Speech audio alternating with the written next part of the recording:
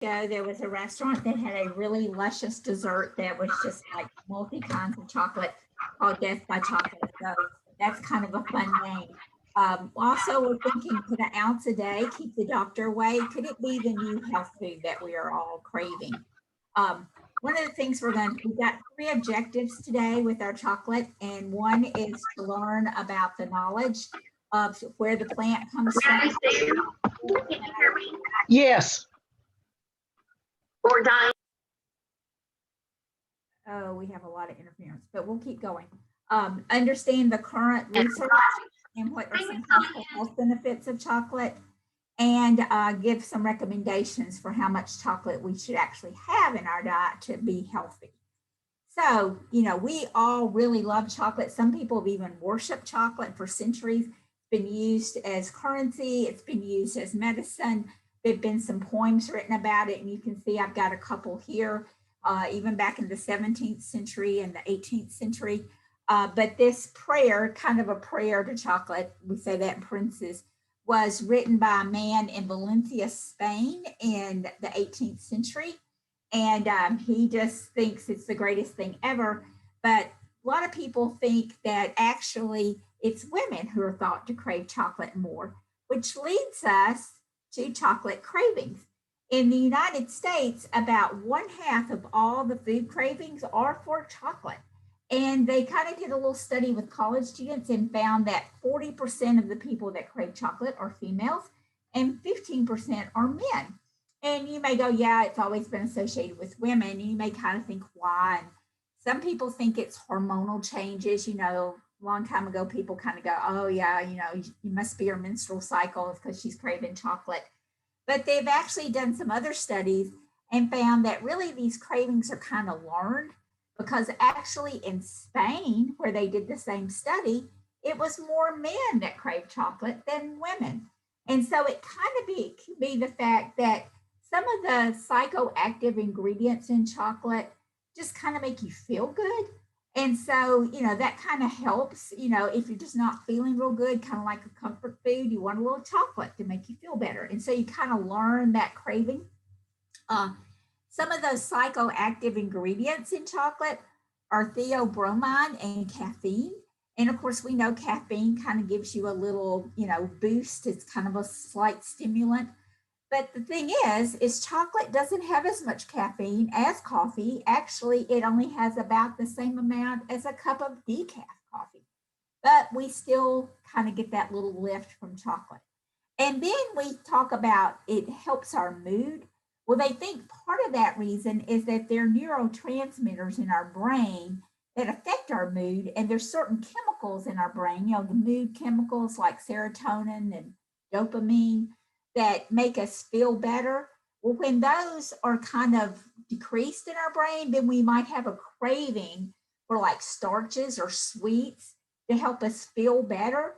And those same feelings go along with chocolate, you know? So if you're feeling maybe a little down or a little lacking in serotonin, maybe you need a little chocolate. Also, opioids can cause food cravings in our bodies. And so that could also make you crave chocolate.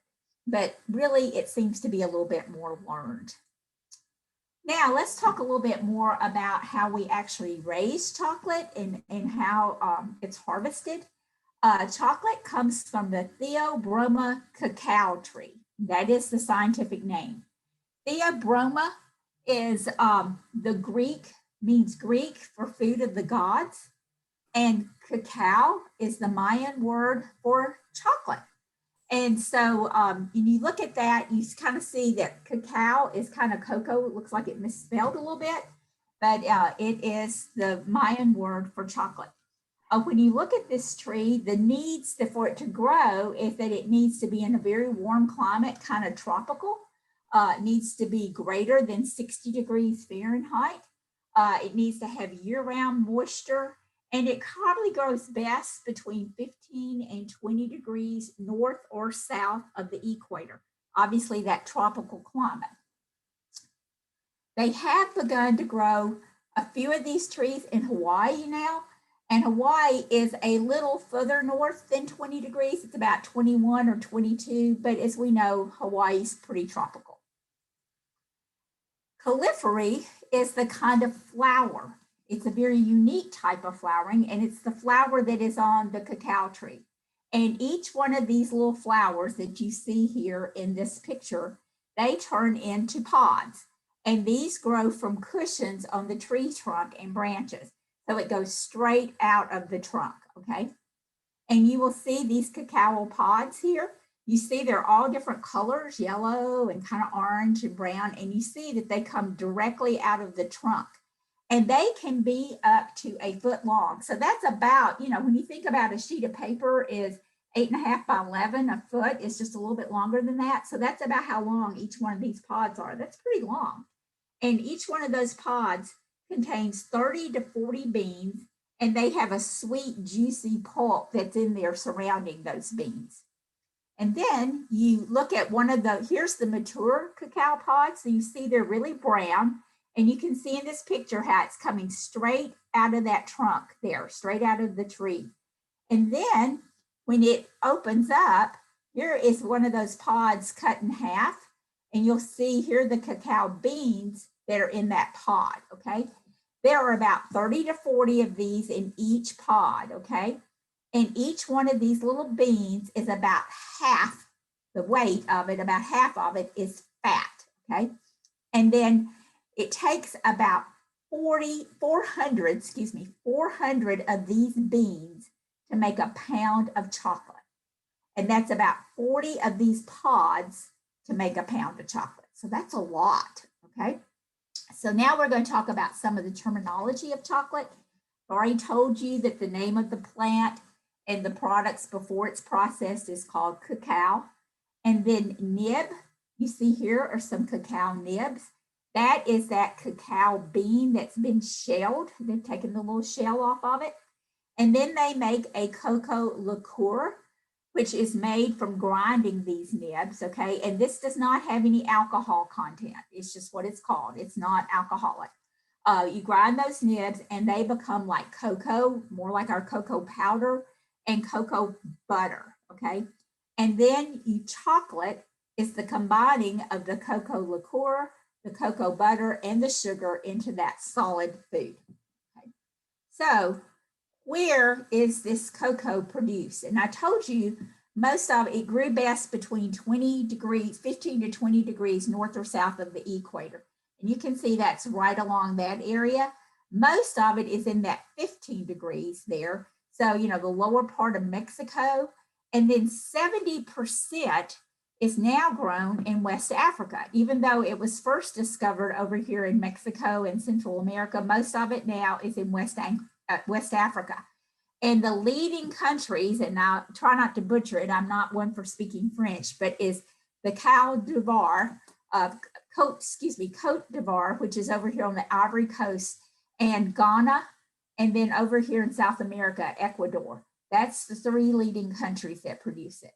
Most of this cocoa is grown by small farmers, okay? And then it's processed, the leading place that processes is in the Netherlands. And you've probably heard of Dutch processed cocoa, which we'll talk about in a minute.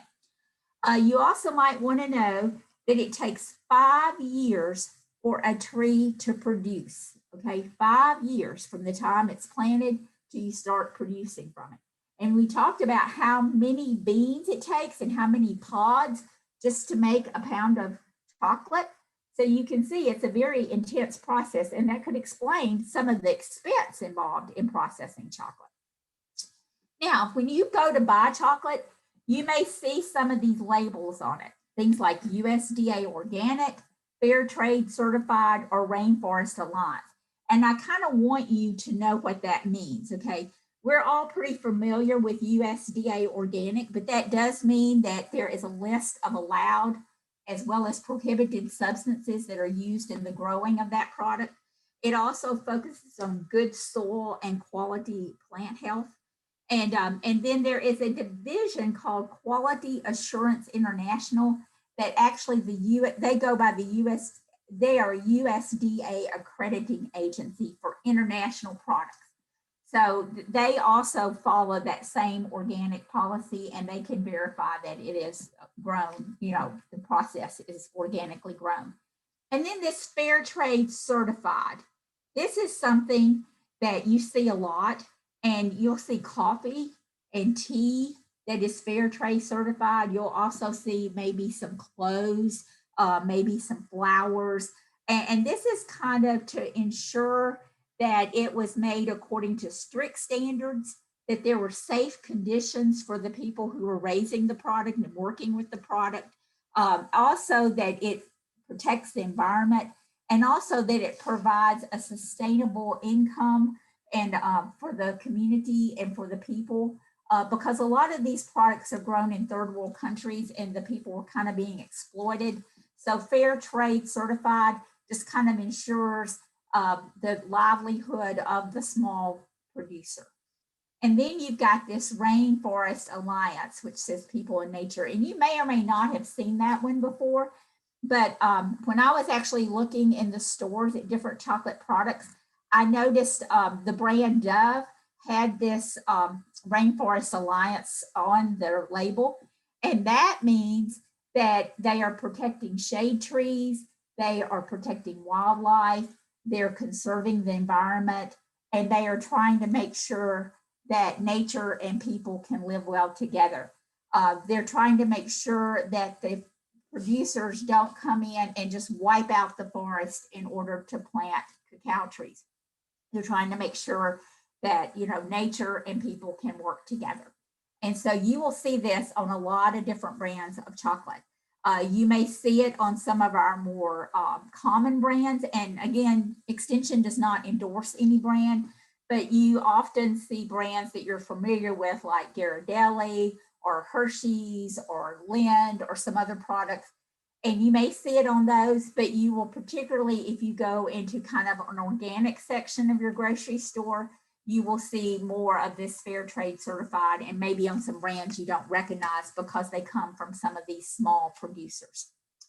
So what are the different types of chocolate? Because you go into the store and you see chocolate chips and you see candy bars, and you go into the baking section and you see cocoa powder and you see all these different bars. Well, you've got different types. You've got the unsweetened, bitter, and baking chocolate. And these are solid chocolate bars that are made from the pure chocolate liqueur, and there's no sugar added, okay? And they may have different percentages, but they don't have sugar added, okay? Then you've got dark chocolate that contains 15 to 35% of the chocolate liqueur and less than 12% milk solids. It doesn't have much milk. Some of it may not have any. It may also contain ingredients like condensed milk, some cocoa butter, some sugar, some vanilla. It just depends, but it has a very high cacao content, okay? Then the bittersweet and semi-sweet chocolate are the darkest chocolates, and they have at least 35% chocolate liqueur. It's made with that chocolate liqueur plus some sugar and some cocoa butter and some vanilla. Usually your bittersweet has less sugar than your semi-sweet, but not necessarily. And those terms are often used interchangeably, particularly if you're looking at recipes, depending on, you know, maybe where the recipe originated. So they can be used interchangeably. And then you have your milk chocolate, which in the United States has at least 10% of your chocolate liqueur in it. And then it has 12% whole milk. And then you have your Dutch chocolate, and your Dutch chocolate is the processing of the cocoa powder. Oops, excuse me. I'm sorry, I went too far. Let me go back. I apologize for that. The Dutch chocolate is where they use alkaline to make the color darker, but the taste milder. And that was invented in the Netherlands by a chemist named Van Houten. And then your white chocolate is actually just your cocoa butter with maybe some flavorings. And it actually doesn't have any real chocolate, no chocolate liqueur that is in it. So a lot of people go, that's not really chocolate. And so no wonder we like white chocolate chips and things, or like to coat things in white chocolate, because it's kind of like doing butter, okay? So it tastes really good. So again, extension's not promoting a brand, but this was just a picture to kind of help you understand that when you see a bar like this and it says 70% cacao, what does that mean? There is an inverse relationship between the percentage of cacao that's in a bar and the amount of sugar. So therefore, the more cacao, the less the sugar, the less sweet, okay? And the stronger the chocolate. So like this one where it says it's 70%, there's gonna be like 30% sugar. Now I got some bars at the store last night. This one, I think you can see it. It says 86%. So this has only 14% sugar in it, okay? I got another one that, and you can see on the box, and this was even just an organic from Walmart type, but it says 90%. I actually saw one the other day, and this was for eating, not for cooking, that said 100%. And I just wondered how very bitter that would be to taste. But then, you know, when you're cooking with your chocolate chips, I also found some chocolate chips here that are 100% cacao, and they don't have any sugar in them. And they're, you know, so I'm going to try those and see how they work. It's just really interesting, the different percentages. If you're not familiar with eating fine dark chocolate, unlike our Hershey's milk chocolate that we're also familiar with eating, and there's other kinds of milk chocolate, but this is just the ones we're so familiar with, where it's kind of a mild flavor and very sweet, and you just bite it and chew it and eat it. You don't do that with dark chocolate. You take small bites and you savor it and just allow it to kind of be in your mouth and kind of melt slowly. And that way you enjoy the chocolate taste, and it's not so bitter, and it doesn't be as hard for you to enjoy the texture.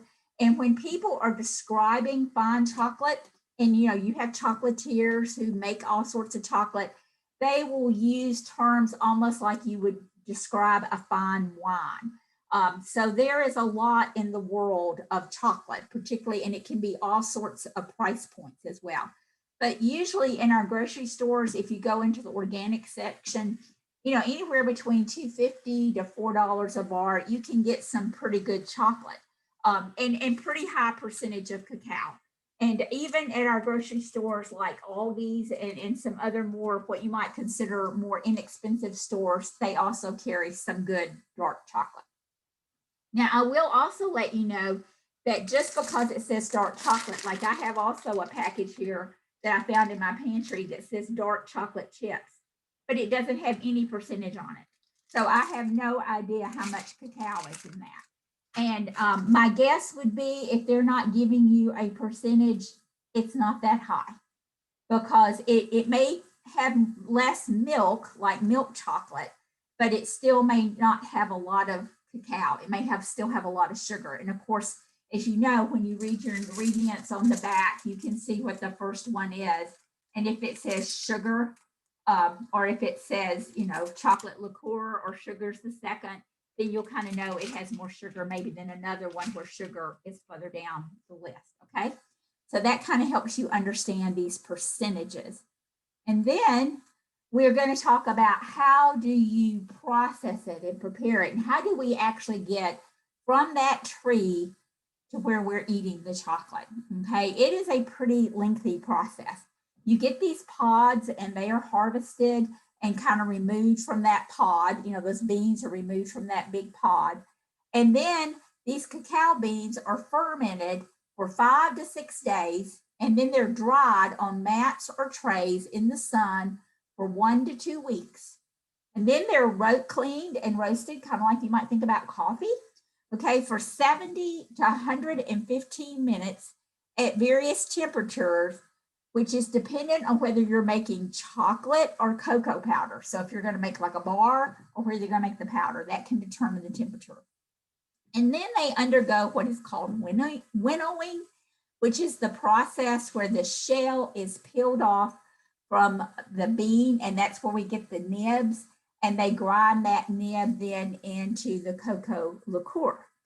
And then when you get that cocoa liqueur and then you get this paste, that cocoa liqueur is cooled and that it is pressed to make that paste, and you get cocoa butter or the cocoa, which kind of comes into a cake, and they can pulverize that to make the cocoa powder, okay? And then depending on what you're gonna do with it, there's a process called conching and tempering. And the conching is kind of mixing it and evenly distributing cocoa butter throughout and some other ingredients. And the tempering is a way to kind of stabilize it, a process that kind of stabilizes it so that it doesn't melt in your hands, or so that you can actually hold it. And then they begin to mix it and add various ingredients and mold it and make it into products.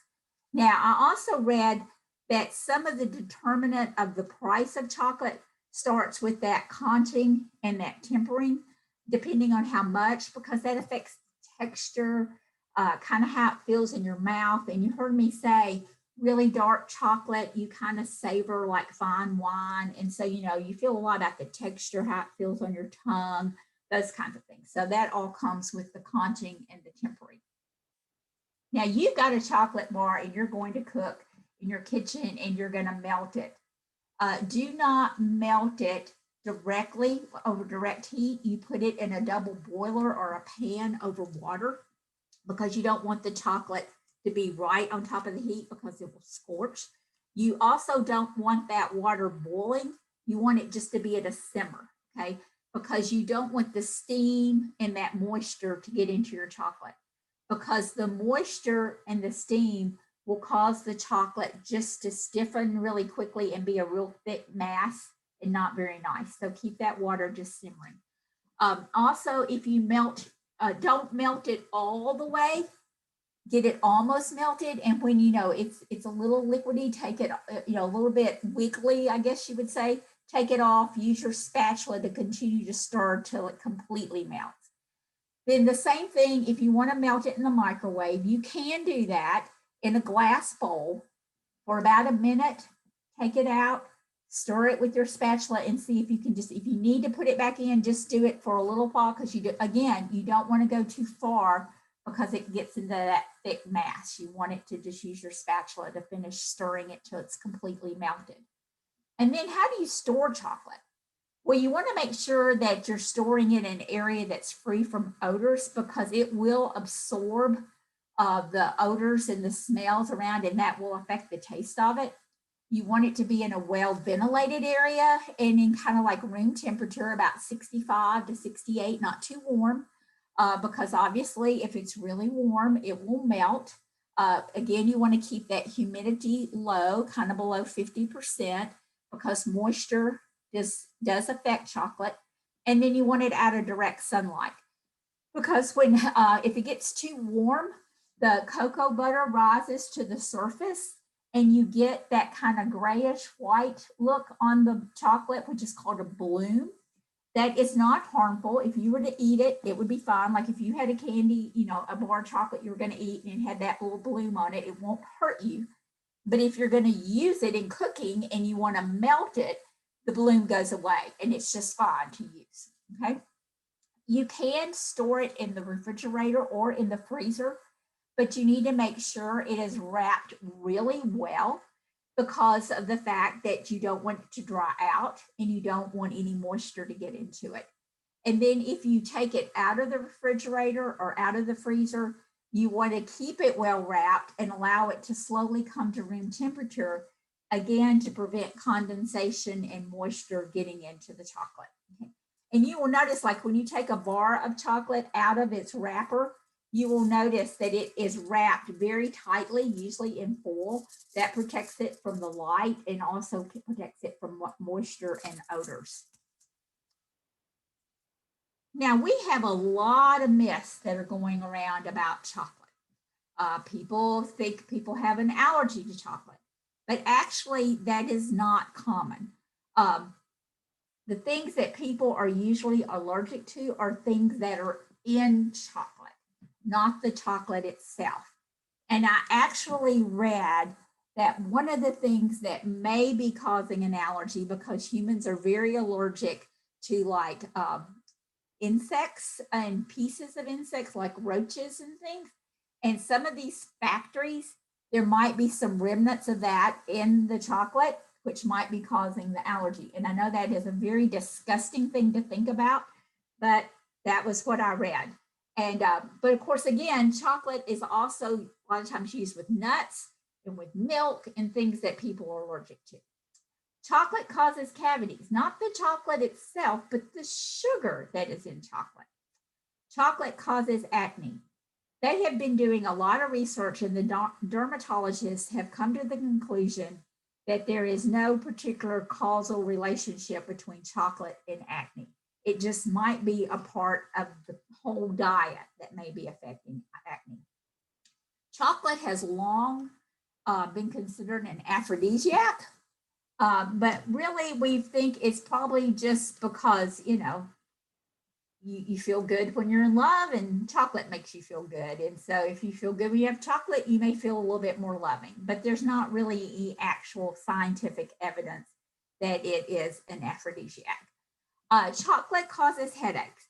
That one's still kind of out. There is some research that said that some of the products in chocolate, some of the chemicals that are in chocolate might actually trigger a migraine, but they're not totally sure how that process works. And then the caffeine in chocolate will make me jittery. Well, you heard me say earlier that there's more caffeine in a cup of coffee than there is in a chocolate. And so therefore, I don't think that's really a justifiable cause that chocolate makes you jittery. I think you'd have to eat an awful lot to become jittery.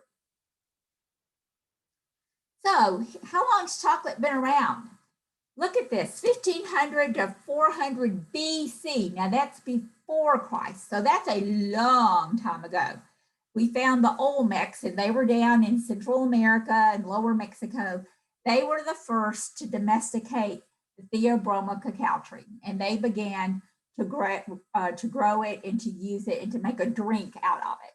And then the Mayans in the 250 to 9th century, that's where we, you know, of course, we had the word cacao that they developed, and that was found in writings and pictures. So they began to document that, and they used it as a hot beverage. Okay. Then the Aztecs, which too were a different type of Indian, in the 12th to 15th century, they began to use it for lots of things. They used it as seeds for money. They thought, you know, they were using it, you know, to barter with. And they prepared a chocolate beverage in many different ways that they used to treat a lot of different things. But their beverage, they served it cold, whereas the Mayans served it warm. And then, you know, we had the Spanish conquest in the early 16th century. And those explorers were probably the first that brought the cacao beans back to Europe. They brought them back to Spain. And so then in the 17th century, all over Europe, we began to see that the elite were consuming chocolate. And it could be that this was because, you know, you think about bringing it all the way from the New World and how long it takes to, you know, produce chocolate and the intense process. It was expensive, but it was also believed to be a health food, and it was believed to be able to cure everything from anemia all the way to gout. Okay. And then in America in the 18th century is where we first started kind of making chocolate with power machinery. And that first factory was in Massachusetts. And then the Dutch started processing. Their process that I told you about earlier was in 1828. And so that made the chocolate production a little bit easier.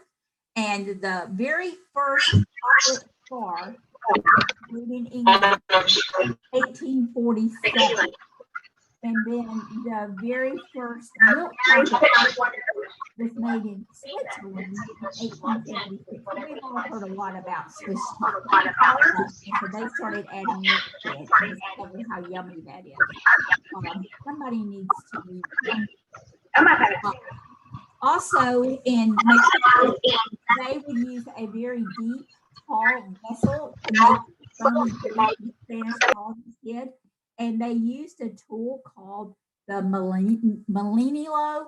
And that was like a wooden whisk that they used to stir and make this foamy chocolate drink. And in English, that means a grinder.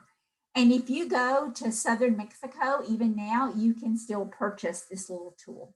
So that's kind of an interesting little fact. Some of these health benefits that were, that we talked about early on back in the maybe 15th, 16th century, definitely in the 17th century, everything from making one happy and strong to treating tuberculosis, aiding in your digestion, stimulating your kidneys. But in addition, it did have a big reputation for being an aphrodisiac. The Spanish observed that Montezuma, who we've all heard of, consumed so much chocolate to better serve his harem, and that was often included in recipes to cure impotence, which is interesting. Casanova, who was a famous lover, considered chocolate his favorite breakfast dish. And in his memoirs, he revealed that he used chocolate as a bribe for the chaperones of the women that he loved. And Cortez, who was a Spanish explorer, says this about chocolate, that the divine drink which builds up resistance and it fights fatigue. A cup of this precious drink permits man to walk for a whole day without food. So you can tell they really thought chocolate was the wonder drug, wonder food, okay? So now that we have all discovered we have such a love for chocolate, as there's been so much more research about plant-based foods, we've started doing research on cocoa and chocolate, and because they contain polyphenols, which are a group of compounds that are found in foods that come from plants, and they're found in cocoa. And they are also known as phytonutrients and phytochemicals. The actual type that is in chocolate or in cocoa are called flavonoids and specifically flavanols. This dark chocolate flavanol, there's a higher content in dark chocolate than in some other foods that contain these flavanols, such as there's 60% more in dark chocolate than in milk chocolate, 75% more than black tea. And we hear about all the phytonutrients and polyphenols in red wine. Well, dark chocolate has 87% more. So we do think that because of this, there are antioxidant properties in chocolate, in dark chocolate, that can help benefit our heart health. And how does it help benefit our heart health? It helps to lower our blood pressure and to lower our triglycerides, which are very important, maybe reducing our total cholesterol levels and particularly our LDL cholesterol.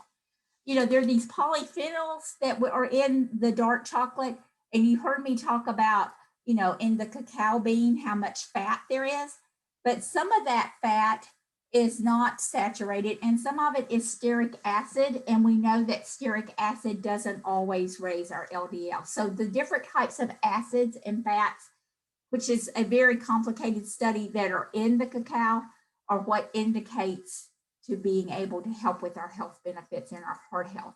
It also helps us with diabetes.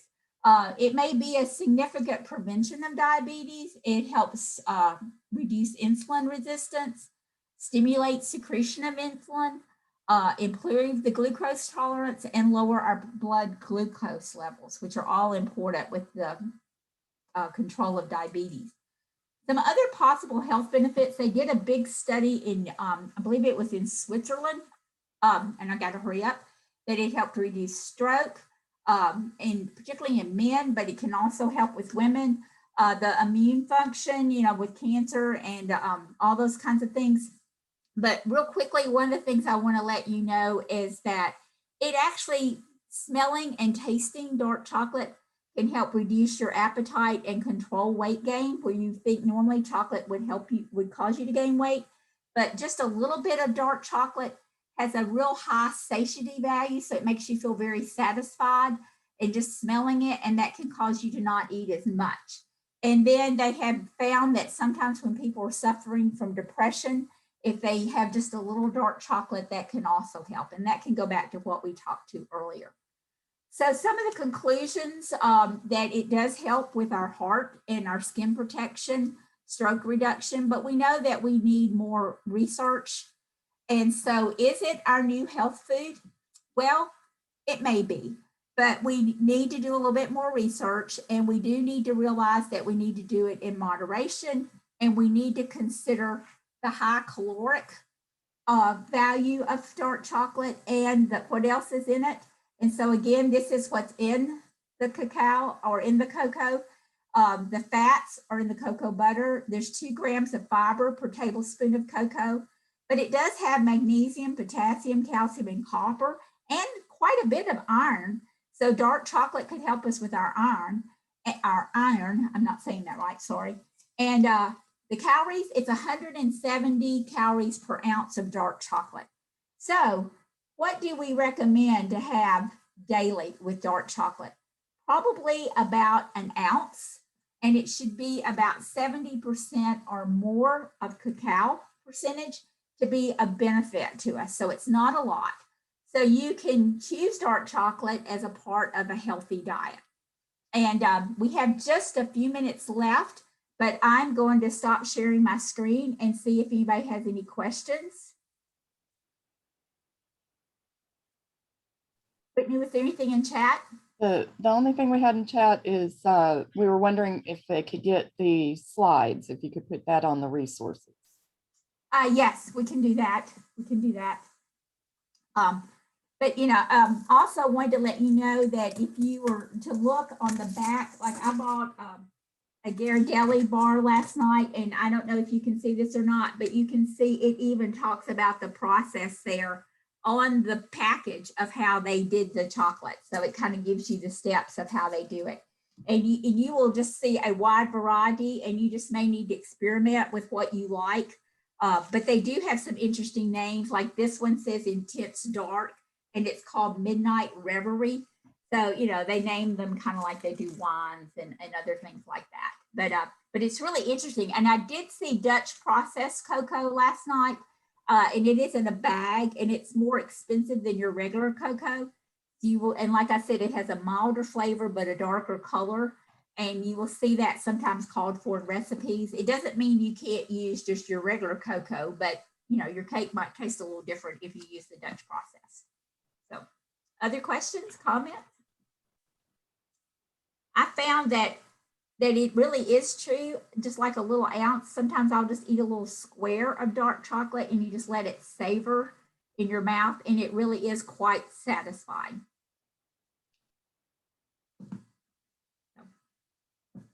So thank you guys so much. I hope y'all will experiment with dark chocolate.